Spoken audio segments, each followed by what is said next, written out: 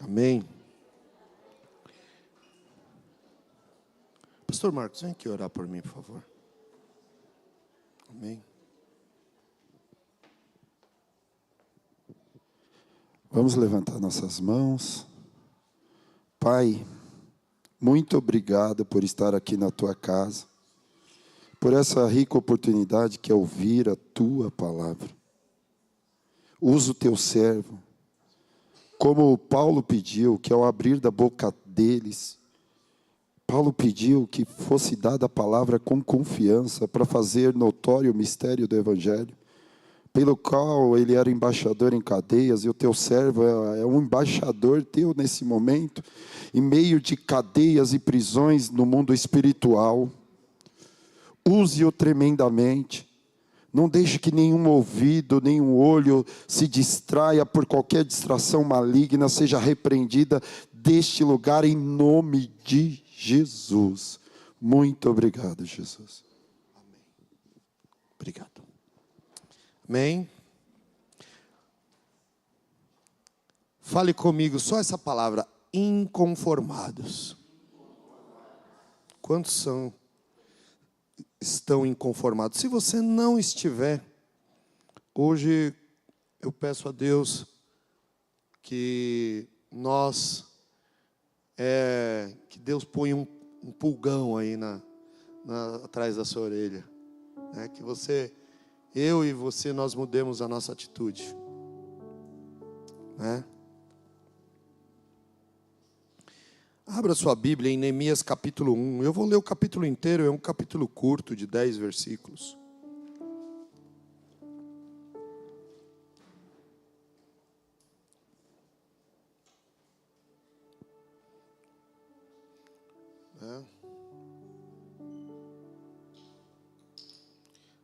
Pela tradução lá da NVT, né? Se você falar para os meninos. Estas são as memórias de Neemias, filhos de Acalias. No mês de Quisleu, no 20º ano do reinado do rei Artaxerxes, eu estava na fortaleza de Suzã. Anani, um dos meus irmãos, veio me visitar com alguns homens que haviam chegado de Judá. Perguntei-lhe a respeito dos judeus que haviam regressado do cativeiro e da situação em Jerusalém. Eles responderam: as coisas não vão bem para os que regressaram à província de Judá. Eles estão passando por dificuldades e humilhações.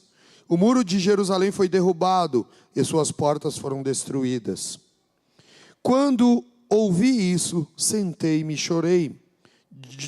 Durante alguns dias, lamentei, jejuei e orei ao Deus do céu. Então disse: ó Senhor Deus dos céus, Deus grande e temível, que guarda a tua aliança de amor leal para os que te amam e obedecem os teus mandamentos, ouve minha oração. Olha do alto e vê que oro noite e dia por teu povo Israel. Confesso que temos pecado contra ti. Sim, minha própria família e eu temos pecado. Temos pecado terrivelmente contra ti. Não temos obedecido a teus mandamentos, decretos e estatutos que nos deste por meio de teu servo Moisés. Por favor, lembra-te do que disseste a teu servo Moisés. Se forem infiéis a mim, eu os dispersarei entre as nações. Mas se voltares para mim e obedecerem a meus mandamentos e viverem de acordo com eles, então mesmo que estejam exilados nos confins da terra, eu os reunirei e os trarei de volta ao lugar que escolhi para estabelecer meu nome. O povo que tu resgataste com teu grande poder e com tua forte mão é teu servo. Ó Senhor, por favor, ouve a oração deste teu servo. Ouve as orações de teus servos que se agradam de em te honrar. Peço que me concedas êxito hoje e que o rei me seja favorável. Nesse tempo eu era copeiro do rei. Amém? Esse capítulo de Neemias, o primeiro capítulo, né?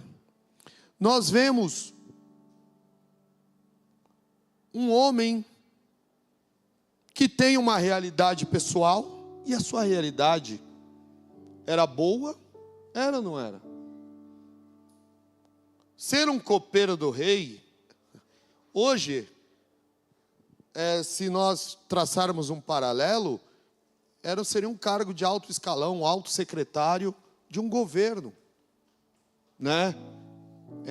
Porque ele servia o rei e ele tinha a incumbência de servir o melhor. E ali se você pegar o capítulo 2, né, você vai ver Neemias indo servir ao rei, e ele fazia a prova dos vinhos. Não era só assim, os vinhos, as comidas, porque tinha muita gente. Imagina, hoje você tem, com toda as polícias federais da vida e todo o amparato, os caras conseguem invadir e conseguem fazer com que, principalmente aqui no Brasil, graças a Deus, até que isso não acontece tanto, mas lá na Rússia, por exemplo, lá eles envenenam facinho, né? Lá é comum, o cara é adversário do governo, ou é um próprio governo, os caras lá envenenam com uma facilidade incrível. Mas ele tinha um alto cargo dentro do governo, né? E ele, mesmo assim, havia nele um coração preocupado, um coração inconformado. E chega um dos... Aqui essa tradução fala irmãos, né? Provavelmente quando... Aqui não está falando se era irmão de sangue ou se era um compatriota. Provavelmente era um compatriota, né? Um judeu. E chega até ele pergunta para ele: como é que estão as coisas por lá? E aí ele descreve o nível de desgraça que estava o seu povo, né? E essa descrição começa a incomodar a Neemias.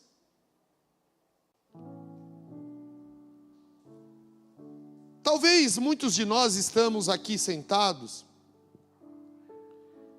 e às vezes estamos conformados com muitas situações. Às vezes tudo bem que você não está explodindo de dinheiro, mas também está tudo correto. Você, quando eu falo você, gente, eu estou me colocando junto, tá? Não estou apontando assim, porque quando eu aponto, tem uma brincadeira que fala que minha mãe falava que quando você aponta com 4 vem para o teu lado, né? E é verdade, né? Então, mas muitas das vezes nós estamos conformados e parece que as coisas não são conosco. Nós temos vivido momentos difíceis, não só no nosso país, mas no mundo em geral, né? Quando eu falo isso, eu não estou falando só de problemas financeiros, né? Mas eu estou falando de os problemas mais diversos que o mundo tem vivido, né? Lugares que o evangelho chega e muitas pessoas são mortas, às vezes sem ganhar uma alma sequer. Às vezes sai de um país para o outro, inconformados com a situação. Então você vê situações as mais diversas, e eu quero chamar você ao inconformismo. Nós falamos a semana passada sobre avivamento, mas para que haja um avivamento, primeiro nós temos que ser moldados no nosso caráter e haver um inconformismo com a situação em que nós estamos. Muitas das vezes nós viemos à igreja e saímos, estamos conformados com isso. Tem uma música que não é uma música, é uma música secular, de um cantor antigo de rock chamado Raul Seixas, que ele falava que eu estou com a boca... Ele fala sobre a vida está passando e eu estou com a boca escancarada, cheia de dentes, esperando a morte chegar, né? Ele tá falando de um homem que, poxa, está vendo a vida passar, está tudo certo, eu estou feliz porque tem um Corcel 73 nessa letra da música, fala. Na época o Corcel, né, era um carro razoável, não era um carro de rico, mas não era um carro de pobre. Mas eu deveria estar contente, ele falava, por ter um Corcel 73. E aí ele vai destrinchando, né? E muitos estão assim, tá tudo bem, tá tudo certo. Eu vou para a igreja lá, o pastor ora por mim, e tá tudo tranquilo. Mas tem vidas precisando ser alcançadas. Você tem buscado a presença do Espírito Santo? Tem mergulhado na palavra de Deus?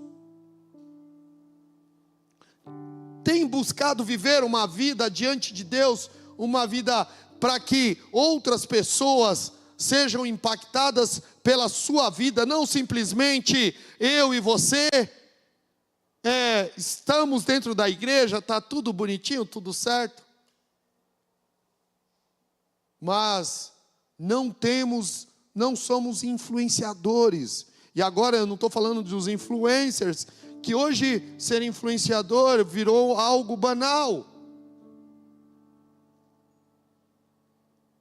Mas eu e você, conhecedores do Evangelho, conhecedores da palavra, temos uma bomba atômica nas mãos, mas é como se nós tivéssemos um traque, aquela bombinha que você joga no chão e só faz barulho.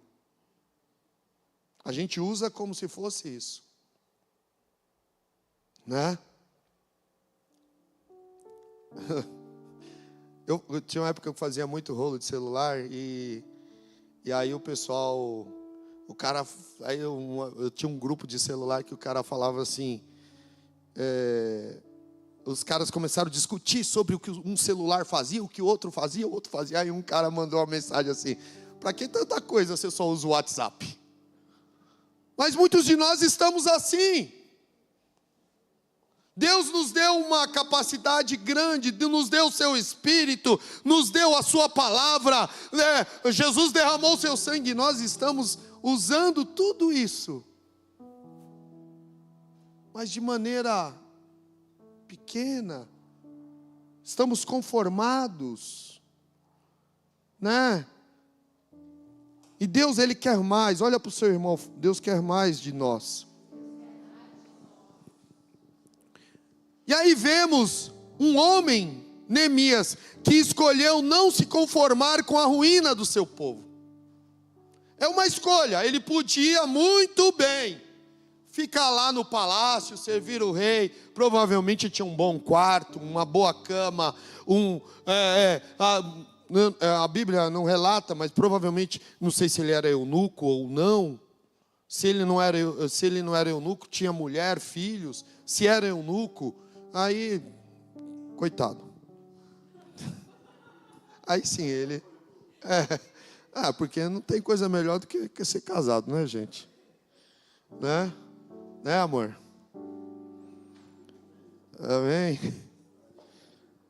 Mesmo vivendo em uma posição de conforto como copeiro do rei Artaxerxes, o rei persa Artaxerxes, Neemias chorou e jejuou ao saber que os muros de Jerusalém estavam destruídos e o povo estava desprotegido. Quantos de nós não oramos e nem jejuamos mais?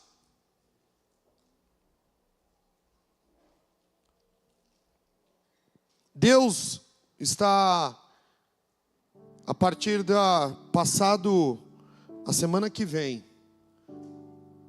Deus está me levando a nós fazermos um jejum de 21 dias. Tá? A partir do domingo da ceia, eu vou estar formulando como Deus está querendo um jejum ao estilo jejum de Daniel. Amém? E eu acho que é de suma importância a gente estabelecer um processo desse. A gente quer que a igreja cresça. Queremos ganhar almas. Queremos isso. Queremos aquilo. Mas o que nós estamos fazendo? Eu estou fazendo. Nós estamos fazendo. Deus está chamando a igreja de Vila Nogueira de uma maneira especial. Eu tenho sentido isso a cada dia que passa. E tenho me inconformado. Deus tem me levado ao inconformismo. Não dá para ficar do jeito que está. Olha para o seu irmão, não dá para ficar do jeito que está. Aleluia. Aleluia. Aleluia. Eu quero falar um pouquinho do modelo de oração de Neemias.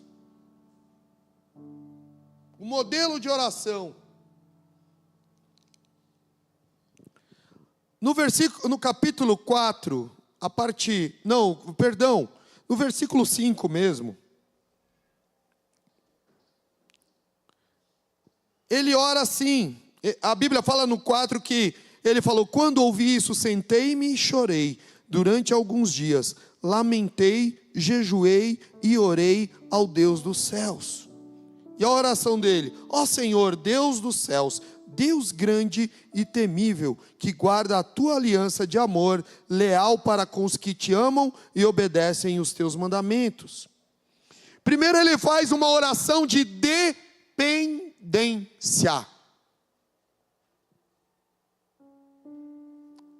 Ele buscou Deus e declarou a grandeza de Deus e confessou o pecado do seu povo. Perdão. É isso mesmo. Né? Numa condição de arrependimento. Primeiro ele expressa a grandeza de Deus.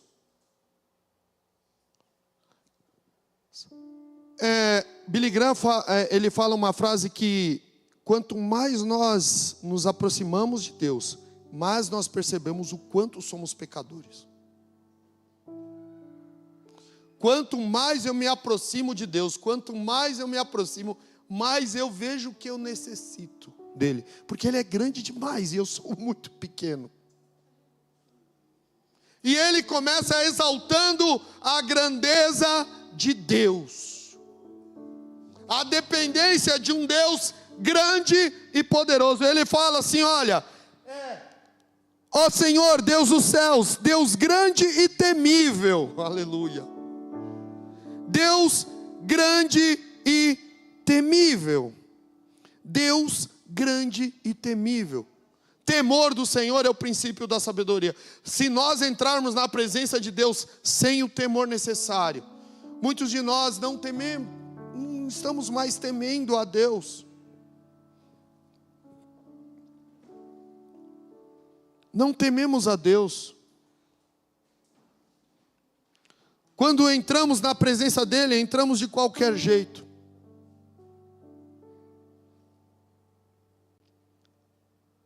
Eu não vou falar para vocês fazerem isso, mas hoje foi um casal na nossa casa, e na hora que eu pedi para o rapaz orar, ele falou assim: eu vou orar mesmo? Bora. Eu falei: na hora, pode orar.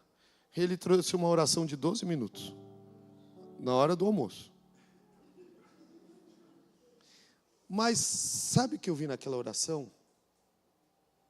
Uma pessoa que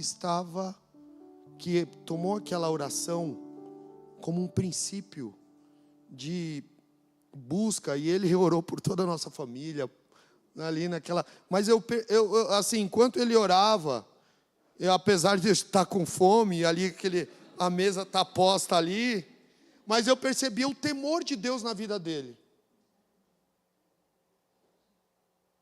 E aquilo me chamou a atenção. Me chamou a atenção pelo temor de Deus na vida dele. O jeito que ele levou a sério aquilo. E eu vejo aqui, o próprio, eu não estou falando para vocês ficar orando 12 minutos, 10 minutos. Não estou falando isso, entenda. Né? Mas muitos de nós, às vezes, não oramos mais, não buscamos mais a face do Senhor.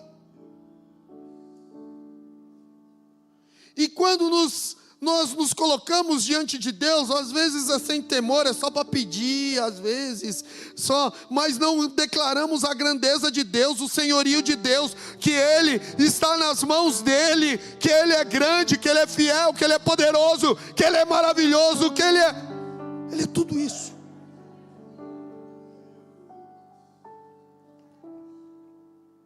Oração de dependência. Outra coisa que eu acho interessante nessa oração, que ele confessa o pecado do povo. Mas ele confessa só o do povo?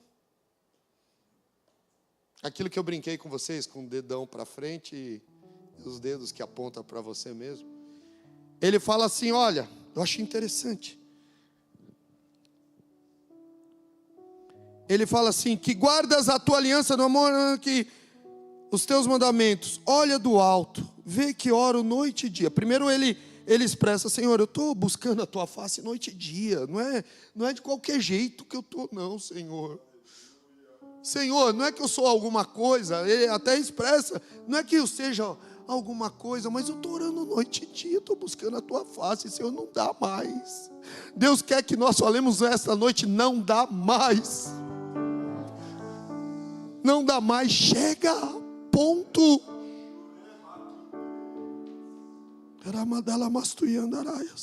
Confesso que temos pecado contra ti. Sim, minha própria família e eu temos. Eu vejo Daniel a mesma coisa, né? Quando ora, Daniel, a Bíblia fala que Daniel era justo, mas ele fala assim, Senhor, a minha família, o meu povo pecou e eu também.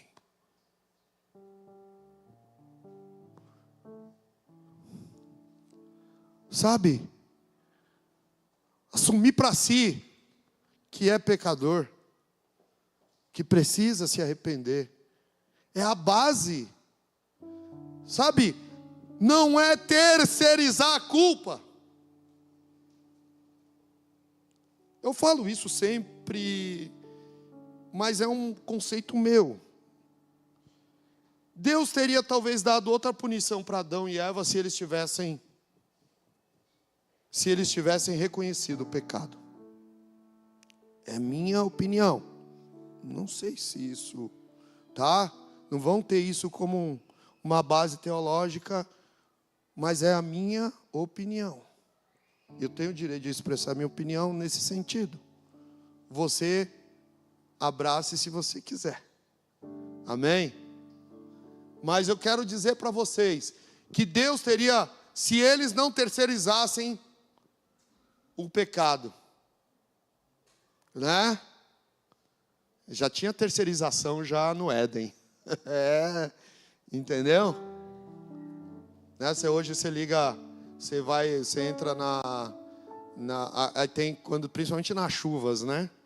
Aí mas faltou luz. Aí a Enel fala que a culpa é da prefeitura porque não poldou as árvores. E aí fica um jogo de mas vocês colocaram os fios no meio das árvores de qualquer jeito, e a gente não pode ir lá sem que vocês desliguem a luz para nós poldarmos. E aí às vezes fica um jogo de empurra e empurra. Muitas das vezes nós estamos assim. Terceirizamos a culpa. A culpa é disso, a culpa daquilo. A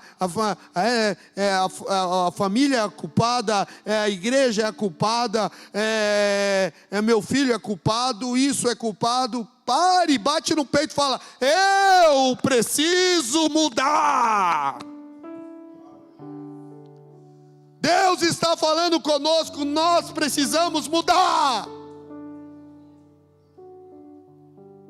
Nós precisamos. Bate assim no peito, mas não bate com... Fala: eu preciso mudar. Eu preciso mudar.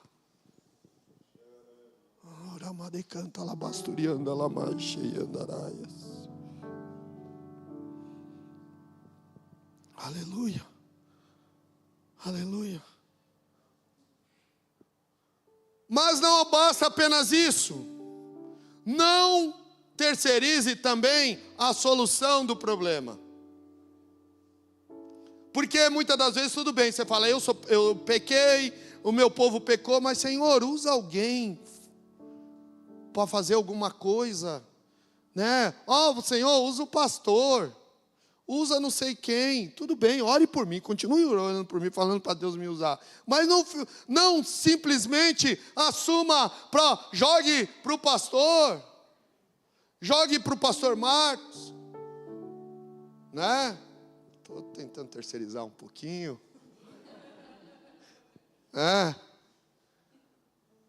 Não!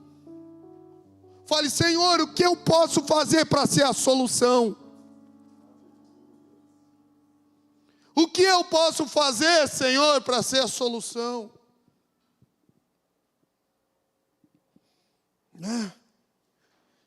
Irmãos, eu peço a Deus que todos sejam inconformados aqui nesta casa, e que todos busquem os dons espirituais, e que todos sejam cheios do Espírito Santo, para que nós tenhamos pessoas que profetizem, pessoas que impõem as mãos sobre os enfermos e eles saiam curados, pessoas que orem de madrugada a fio, pessoas que sejam usadas. A pessoa conversava comigo e eu falei: olha, Deus, se Deus te usa, deixa Deus te usar, né? Não tenho essa de achar que só eu sou usado. Claro, tudo tem, como a Bíblia fala, tudo tem ordem, tudo tem decência, mas se Deus te usa, fale, não feche a boca, deixa Deus te usar. Deixa Deus te usar. Aqui a casa é do Senhor, né? Ele se dispõe se incluindo na solução. Ele se inclui na solução, pedindo com ousadia o favor ao rei, para que pudesse viajar e reconstruir a cidade. Primeiro ele pede a Deus orientação, e depois ele se põe na condição de falar: não, eu tenho que resolver. Ele era o quê? Um copeiro. A Bíblia não fala que ele era um pedreiro, também não fala que ele era um arquiteto ou que era um engenheiro, né? Para você servir o Senhor, para você ser um inconformado, você não precisa ter a insígnia de pastor, de bispo, de apóstolo, como o Cláudio fala, de semideus, né? Querubim, nada disso. Tome a postura. Eu vou deixar, espera aí. Quem era lá era construtor lá em Israel, eu vou chamar, não. Ele pede a carta para o rei. Ele ora, ele fala assim, na oração dele, ele fala assim. No final ele fala assim: ó Senhor, por favor, ouve a oração deste teu servo, e ouça as orações de teus servos que se agradam de te honrar. peço que me concedas êxito hoje e que o rei me seja favorável. Ele se dispôs diante de Deus. Ele falou: eis-me aqui. Eis-me aqui. Eis-me aqui. Deus não está procurando megas conhecedores teológicos. Você tem que conhecer a Bíblia, ler a Bíblia, buscar. Então, é uma das coisas que eu e você, nós precisamos, é buscar a palavra de Deus. Ah, pastor,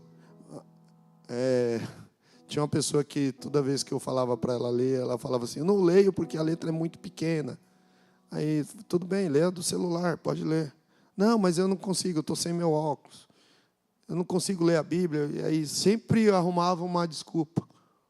Tem gente arrumando tanta desculpa para não mergulhar na palavra de Deus. Deus está te chamando. 15 minutos lendo a Bíblia. 15. É muito? Quanto tempo você fica no celular? Vendo coisa da Shopee. Ou da Shein. Hein? Né? Quanto tempo? Você tira 15 minutos, 2 capítulos da Bíblia, você lê.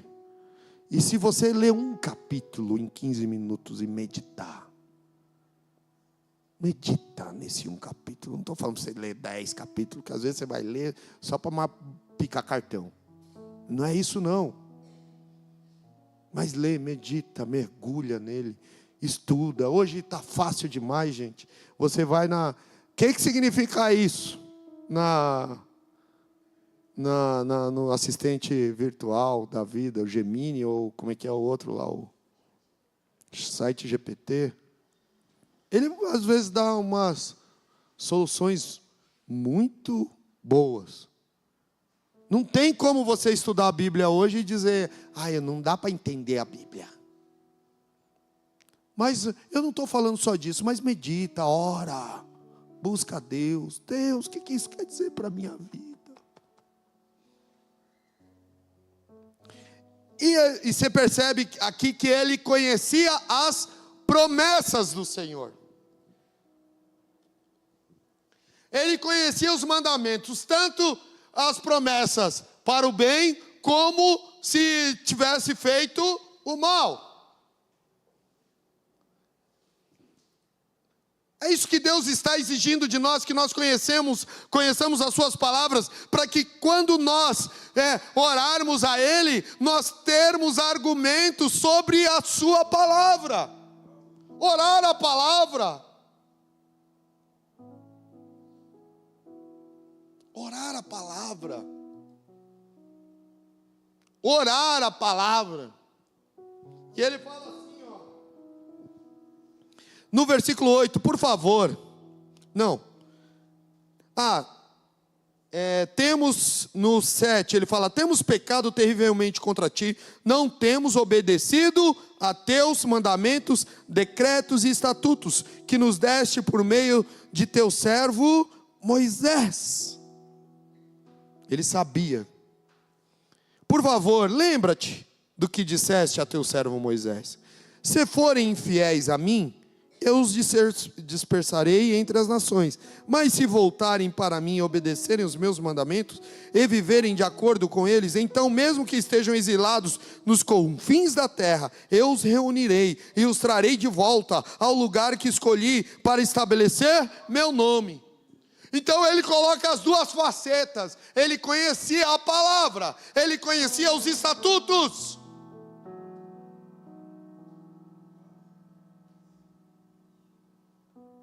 Ele falou: Senhor, se a gente pecar, o Senhor falou que ia espalhar a gente pela terra. Mas o Senhor também falou que se nós nos arrependermos, se nós estivermos nos confins da terra, nos lugares mais longínquos, o Senhor nos reunirá.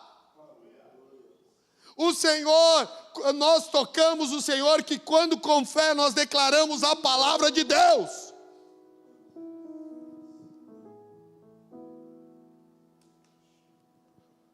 nós tocamos com fé. Ele fala, ó Senhor, o Senhor já nos espalhou. Em outras palavras, o Senhor já fez. Agora, Senhor, eu te peço, Senhor, nós nos arrependemos. Eu começo de mim me arrepender, Senhor. Eu quero dizer, aquele homem poderia ter uma negativa do seu povo? Poderia. Mas quando um inconformado, ele se levanta, quando o justo levanta, o povo se alegra. Isso é a palavra de Deus quem diz? Quando nós nos levantamos, quando nós estamos inconformados e quando nós declaramos a palavra com fé, o Senhor fala, eu vou à frente, fica tranquilo, meu filho. Não foi assim com Josafá? Josafá declara as mesmas coisas. Josafá cita as palavras de Salomão. Em 2 Crônicas, capítulo 20, se eu não me engano, ele cita as palavras de Salomão. Olha, Senhor, se nós viermos aqui, nós adoraremos, a tua presença se manifestará, mas se nós pecarmos, Senhor, mas se voltarmos aqui, nós seremos perdoados e abençoados. Deus está te chamando nesta noite para o inconformismo. Deus está nos chamando. Não dá para viver mais do jeito que está. Às vezes estamos conformados com o pecado dentro da nossa casa. Estamos conformados com o pecado. Às vezes nós estamos fazendo até bilu-bilu no pecado. Né? Ai, bicho, não, deixa aí. Toca não. Né? Por que mexer? Né? Estamos conformados com o pecado dentro de casa. E Deus está falando, Deus está gerando inconformismo nesta noite. Você pode dizer um amém? Amém. Ele se inclui na solução, pedindo com ousadia o favor ao rei, para que pudesse viajar e reconstruir a cidade. Lembrou das promessas, a lembrança dos mandamentos e promessas, tanto quanto pecassem, tanto quanto se arrependessem. Lembrar das promessas. Você só vai lembrar daquilo que você conhece, né? Só vem a lembrança. Aquilo que eu conheci, por aquilo que eu passei. Ele conhecia as promessas. Eu chamo você nesta noite a conhecer as promessas do Senhor. Se você conhecer as promessas do Senhor, você não ficará mais conformado do jeito que está. Amém? Amém ou não amém? Amém. Eu queria citar alguns exemplos. Estou citando aqui Neemias, mas gostaria de citar alguns exemplos de pessoas que foram inconformadas com a situação. Primeiro eu quero falar de duas mulheres, Débora e Jael, né? Começando por Débora.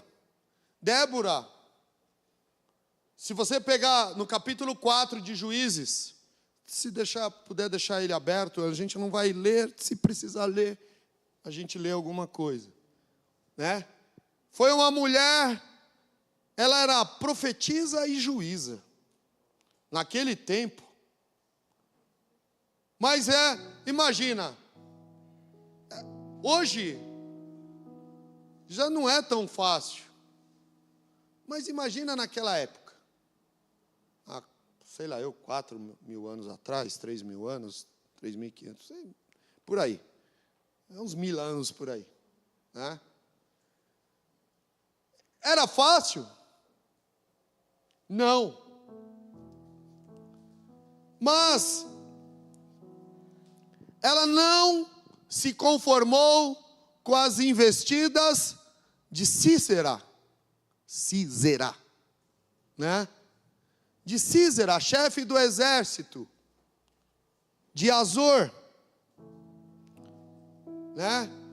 Ela não se conformou. Só que aí Baraque veio falar com ela, e ela fala assim: tudo bem, não vai ser um homem, vai ser uma mulher, tá?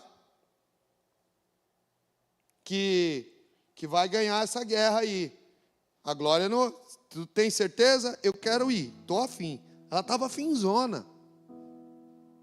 Estava querendo. Você está querendo ir para a guerra? Hein? Você está querendo mudar a situação? Não importa a tua escolaridade, o teu gênero, a tua posição social. Não importa onde você está. Não importa se você falar: Senhor, vou usar, desculpa o termo que hoje eu sou um favelado, Senhor, mas eu estou aqui, me usa. Eu sei, Senhor, que eu vou ser honrado, Senhor, por ser, Senhor, da onde que eu saí, Senhor, o Senhor, mesmo assim, Senhor, se o Senhor me usar, aleluia, aleluia. Os inconformados não ficam alheios às situações de opressão e malignidade, mas se insurgem contra o mal. Ela se insurgiu contra o mal, que era Císera e Jabim, né? O nome do rei, Jabim. Não fique conformada. Não, mas eu sou mulher. Eu sou mulher. Mas Baraque via algo diferente nela. Que as pessoas vejam algo diferente em você. Aleluia. Aleluia. Você tem algo diferente. Não se intimide com a tua condição, com a tua situação, com aquilo que às vezes as leis humanas elas nos forçam, mas agora se ponha em autoridade, porque os inconformados têm autoridade do Senhor. Ela tinha autoridade de Deus, né? E a Bíblia fala que ela e Baraque, elas ganham a guerra. Só que o que acontece? Císera foge e vai para onde? Na casa de Jael. Olha só, Jael, qual era o nome do marido dela? Eber. Jael tinha um marido chamado Eber, e ele tinha um acordo com Císera. Eu tenho Císera, é difícil, para mim é chato de falar, né? Císera tinha um acordo com Eber. Mas ela sabia que Císera era mau. Ela deixa Císera entrar na sua casa.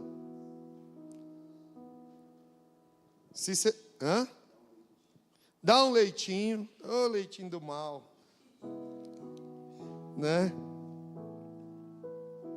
Ela atrai o inimigo, deixa o inimigo achar que ela não tinha valor. Às vezes o inimigo está achando que você não tem valor. Mostre o teu valor ao inimigo. Não fique conformado com a situação. Ela mostrou o valor dela. Aleluia. Que Deus levante mulheres aqui, que tenham valor. Emalahashu e andaraias.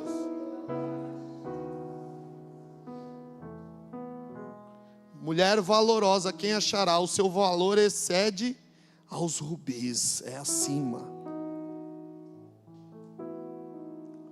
Ela dá um leite, ele fica todo acomodadozinho, tira um cochilo, ela vem com uma estaca aí, crava no meio da mente dele, até, a estaca até chegar na terra. É.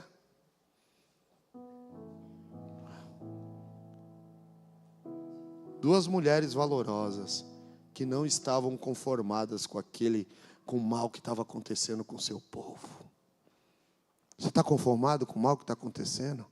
Tome posições contra o inimigo. Levante tua cabeça, mulher. Deus está falando com algumas mulheres aqui nesta noite. Não aceite essa situação. O teu lar não é para estar derrotado. Crave a estaca na cabeça do inimigo. Persegui os inimigos e os alcancei, os destruí, os atravessei. Aleluia. Sobre os pés do Senhor caíram.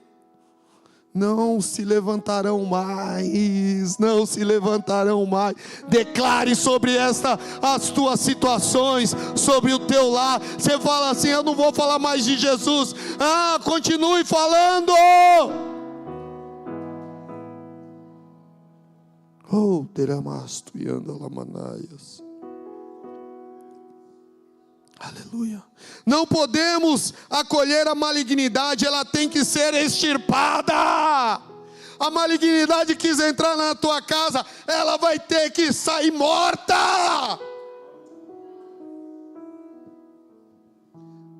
Quantos Císaras tentam entrar nas nossas casas, mas Deus está falando: atraia esse maligno e destrua-o. Você tem poder, seja inconformada, inconformado. Aleluia. Aleluia. Aleluia. Aleluia. Essas duas mulheres nos fazem refletir que não é gênero ou classe social, mas temos que não nos conformarmos com a situação imposta pelo inimigo, mas termos atitudes proativas que corroboram com a vontade de Deus. Qual a sua atitude para que a vontade de Deus seja feita no teu lar? Ou você está pegando Cícera, dando leitinho, depois deixando ele acordar? Não deixa ele acordar, não.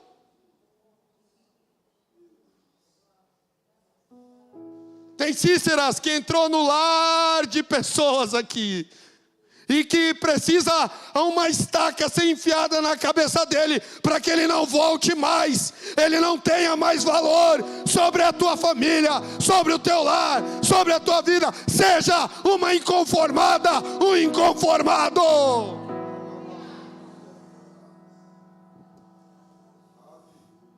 Não aceite o acordo de seja lá quem for com o inimigo. Não aceite.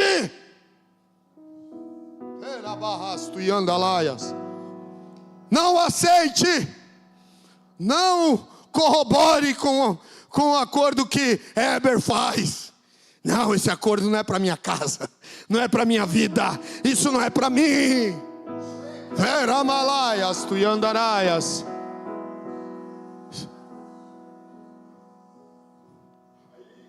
Não deixa o capetinho entrar, não. E ficar. Talvez ele tenha até entrado, mas se ele entrou por um lugar, ele vai sair por 7. Ramadecanta lamanai.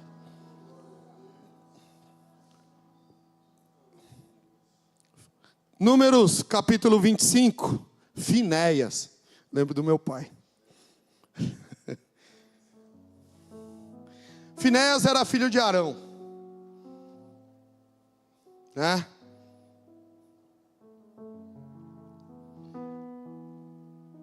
Filho de Arão. Não se conformou com o pecado do povo de Israel. O povo de Israel, o que eles fazem? Eles começam a se prostituir, como está ali o texto dizendo. começaram a manter relações sexuais com mulheres moabitas da região, né? Eles começam a se prostituir com as moabitas. Deus dá uma ordem para Moisés. Moisés, pega os cabeças das tribos e enforca eles no sol. Moisés fala para os juízes: olha, Deus me deu essa ordem. Aí eles meio que ficam passivos com a situação. Aí o que acontece? Zinri, ele que é um dos chefes, a Bíblia fala que é um dos maiorais da tribo de Ruben. Um rubenita, acho que é Ruben, ou é Simeão? Simeão, perdão. Da tribo de Simeão. O sem vergonha pega uma midianita. E na frente do povo, a Bíblia dá a impressão que ele está se prostituindo com ela na frente do povo. Assim, fazendo. Na frente do povo, o povo vai e chora. Tem horas que chorar, ok, mas ali não era. Deus já tinha dado a ordem lá atrás, olha lá, ó. O Senhor disse a Moisés: prenda todos os chefes do povo e execute-os diante do Senhor em plena luz do dia. O que Moisés faz? Para que sua ira ardente se afaste de Israel. Então Moisés ordenou ao juiz de Israel: cada um de vocês executará os homens sob sua autoridade que participaram do culto a Baal em Peor. Dá uma ordem, mas dá uma ordem assim, dá a impressão que Moisés fica com certo. Nesse momento, enquanto todos choravam à entrada da tenda do encontro, a Bíblia não fala que saiu, o Moisés matou ou os juízes mataram. Um israelita levou para dentro de sua tenda uma mulher midianita, diante dos olhos de Moisés e de toda a comunidade de Israel. E ali, mas aí o Finéias olha aquilo. Finéias era filho de Arão. Ele poderia muito bem fazer igual o pai dele fez lá no monte, construiu ainda um bezerro de ouro para a turma adorar. Né? Mas ele tomou uma posição diferente. Tome uma posição diferente. Não fique conformado. Não fique conformado. Não fique conformado. Escuta, eu não estou falando aqui para nos dias de hoje você saindo pegando a peixeira e furando. Nós estamos na graça. Mas ali precisava. Hoje o Espírito faz essa situação sem a gente precisar pôr a mão. Depois a gente vai chegar lá. Né? O que ele faz? Ele vê aquela situação. Mas era um maioral. Eu sou filho do sacerdote. De certa forma, ainda não sou sacerdote. Ele toma uma posição. Ele pega a peixeira aí, fura, né?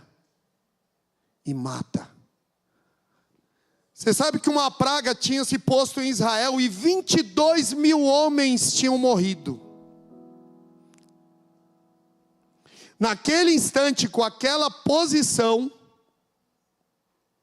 a morte cessou em Israel. Escuta, mais uma vez, hoje está meio violento o negócio aqui.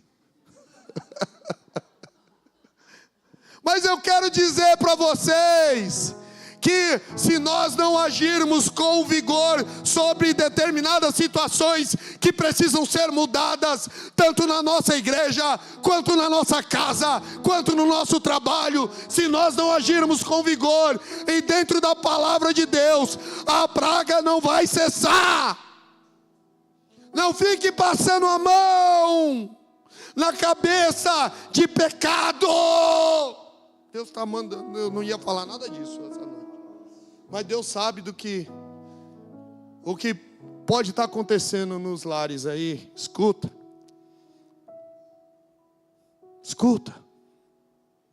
Estamos passando a mão. Estamos passando a mão no pecado. Não dá. Tome a posição de Finéias. Extirpe o pecado para que a praga cesse. Seja inconformado. Eu imagino o inconformismo que foi gerado na vida dele. Vai lá. No Números 25 de novo. Lá pro... Ixi, o óculos já está embaçado. Dá para ler daqui. Não, lá para baixo. Lá para os...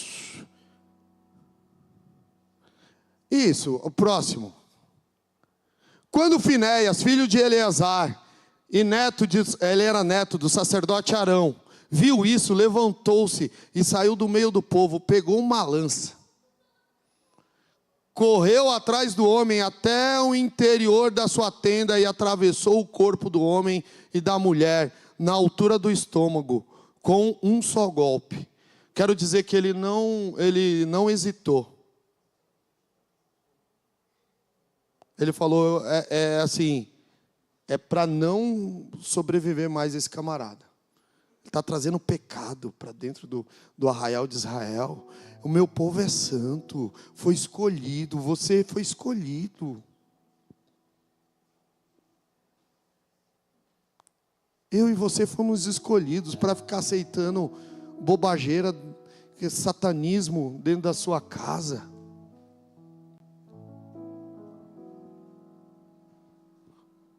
Estirpe. Tiver de jogar o celular na parede, escuta o que eu estou falando, jogue. Pare com esse... Tem muita gente sendo levada à destruição por causa de um aparelho celular. É a pornografia, é os jogos de azar, gastando seu dinheiro no que não é pão, viciado, não consegue nem conversar mais com ninguém.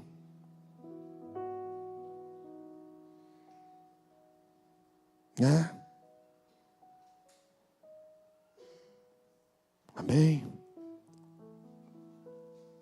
Oh Deus, aleluia. Finéias traspassou uma lança em Zinri e a praga foi cessada. Quando nos inconformamos com o pecado, não são lágrimas sem atitude que mudam a situação, mas a revolta com o pecado exige atitudes drásticas. Não era o tamanho do maioral, ele era maioral. A atitude da mudança requer posicionamento. Então a praga contra os israelitas cessou. Até então a praga não tinha cessado. O inimigo às vezes está brincando. Vamos ver mesmo? Deu ordem, eu sou maioral. Eu sou isso. Eu sou aquilo. Oh Jesus. Fala assim comigo, oh Jesus. Aleluia. Já estou terminando. Pedro. Na venda de uma propriedade, Ananias e Safira mentiram a respeito do valor. Eles mentiram. Mocumonaram, mentiram sobre o valor da propriedade. E chegaram em Pedro e falaram, vamos falar a real? Talvez se fosse eu ou você, alguém trouxe um valor, porque o valor deveria ser bom, não era um valor ruim. Ele vendeu a propriedade e trouxe parte do valor. Não era um valor ruim, não era desprezível. Né? Não era 2 moedas de 50 centavos. Não era poderia ser um valor vultuoso. Deus podia falar com Pedro, Pedro falar, não, Senhor, esquece, não é um valor que teve. Hein? Podia. Quantas outras propriedades eles podem vender e trazer mais? Talvez nós pensaríamos. Mas Pedro ouviu a voz do Senhor e não pensou duas vezes. Deus quer homens que não pensem duas vezes para exercer aquilo que o Senhor está mandando. Não pense duas vezes. Não pense o que você vai perder. Vou perder a dignidade, vou perder isso. Não, como é que chama?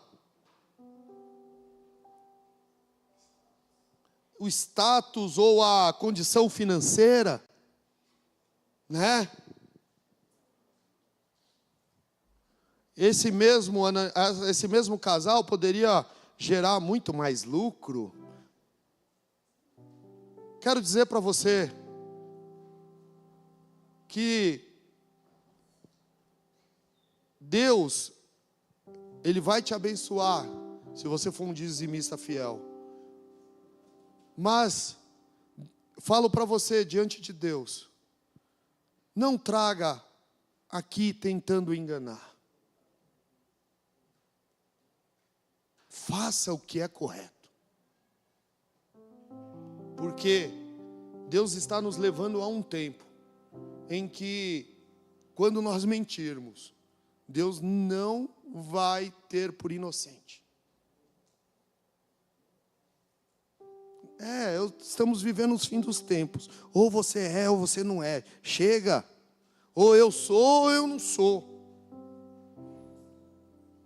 A mensagem... mais uma vez eu falo que às vezes dá vontade de pregar umas coisinhas mais boas, mas Deus está mandando esses últimos tempos, né?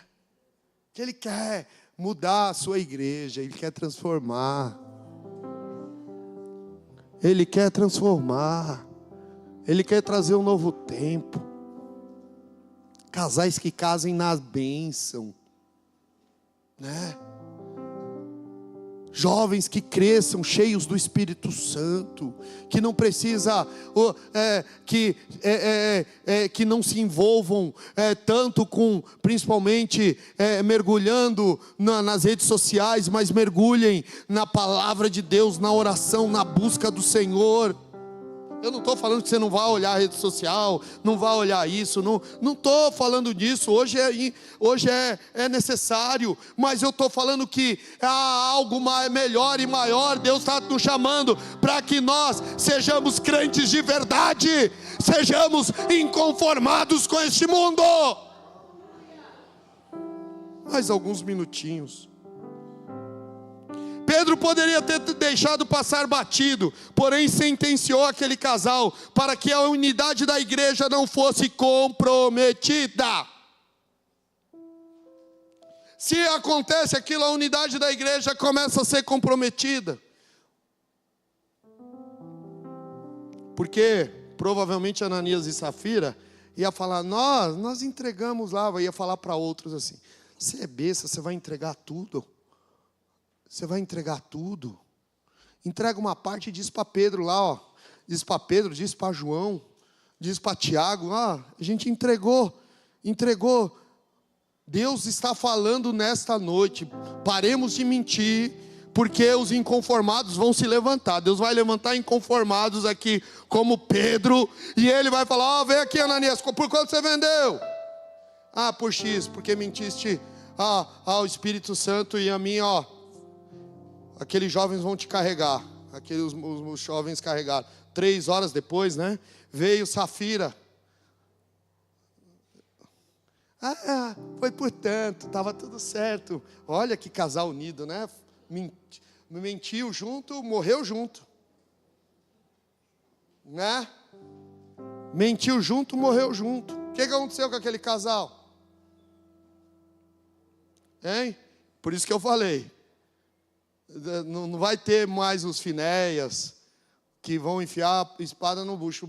Basta ter o Espírito Santo.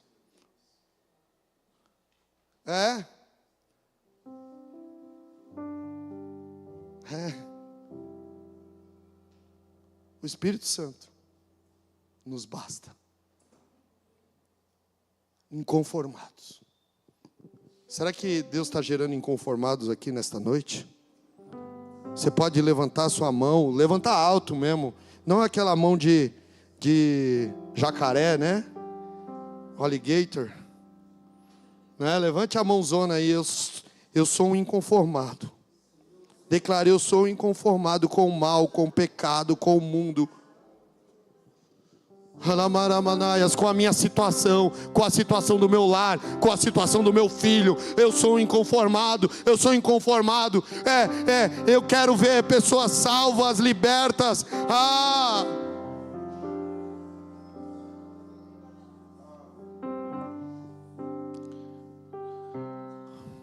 Gente, essa mensagem exige que eu termine, então eu vou terminar aquilo que Deus deu. Desculpem, eu sei que vocês tiveram, boa parte de vocês tiveram 4 dias de feriado, se não tiveram, então, amém. Isaías, após a morte do seu amigo, rei Uzias, teve uma visão da glória de Deus. Isaías era como se fosse uma espécie de ministro, ele não era apenas um profeta. Ele não era só um profeta. Dá na mesma que eu falei, mas tudo bem. Ele era um profeta de Deus, mas também era como se fosse um ministro. E ele tinha uma amizade com o rei Uzias, a história. E morre Uzias. Mas aí, nesse interim, um homem que tinha a posição dele, ele tem a visão da glória de Deus. E quando ele tem a visão da glória de Deus, que todos conhecem no capítulo 6 de Isaías, né, que viam anjos que voavam, com 2 asas cobriam o rosto, com 4 asas, com 2 voavam, com 2 cobriam o rosto, e eu sempre confundo quantas asas, quantidade de asas, mas também isso não importa. Mas era uma visão fantástica, ele via a glória de Deus. A primeira coisa que talvez muitos, quando tem a glória, recebem a glória de Deus, bate no peito, olha, eu sou bom agora, eu vi a glória de Deus. Não, o que ele fala? Ai de mim, que habito com o povo de impuros, e eu também tenho impuros lábios. Ele fala, eu preciso, Senhor. Ele declara o seu pecado e o pecado do povo diante da glória de Deus. Ele simplesmente, ao ter essa visão, não se conformou com o pecado do seu povo e também do seu próprio pecado, mas é algo fantástico. Deus, Ele faz um chamado. Mesmo Isaías reconhecendo que era pecador, que era falho, mas ao reconhecer, ele coloca diante de Deus, na graça, nós entendemos isso, ele foi lavado pelo sangue do Cordeiro. E Deus fala assim para ele, olha, a quem enviarei?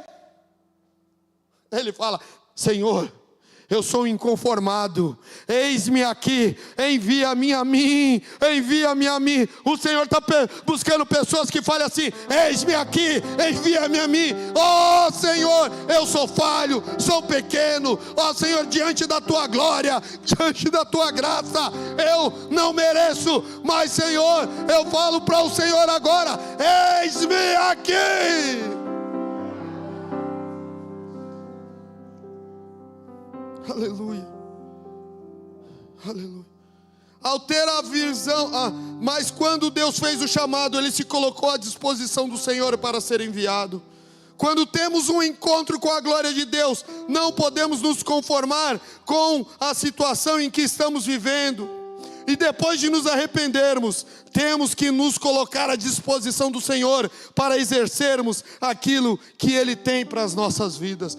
Eu posso contar com pessoas que se colocam na brecha aí, que falam, eis-me aqui, Senhor, eis-me aqui.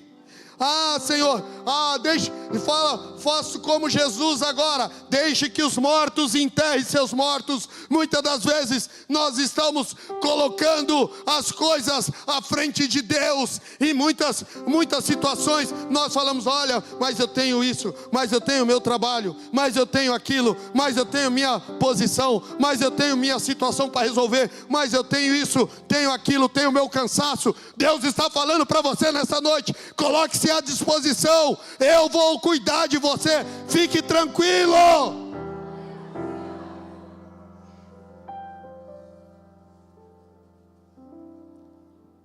Alguns anos Deus falava comigo sobre o ministério, e Ele falava, e às vezes eu questionava Deus, como? Na situação. Aí Deus falava assim: olha, fica tranquilo, de você e dos seus eu cuido. Falava o meu coração. Quantas vezes eu acordei Deus falando comigo? E Ele cuida, gente. Quando nós nos colocamos, Ele cuida, Ele cuida, Ele cuida. Ele cuida. Eu não sei o que você precisa tomar de decisão sobre o ministério, sobre aquilo que Deus tem para a tua vida, mas eu quero dizer para você que Deus cuida, Deus cuida. Deus cuida. Aramado canta lamanaias. Deus cuida. Fale: eis-me aqui, fique em pé.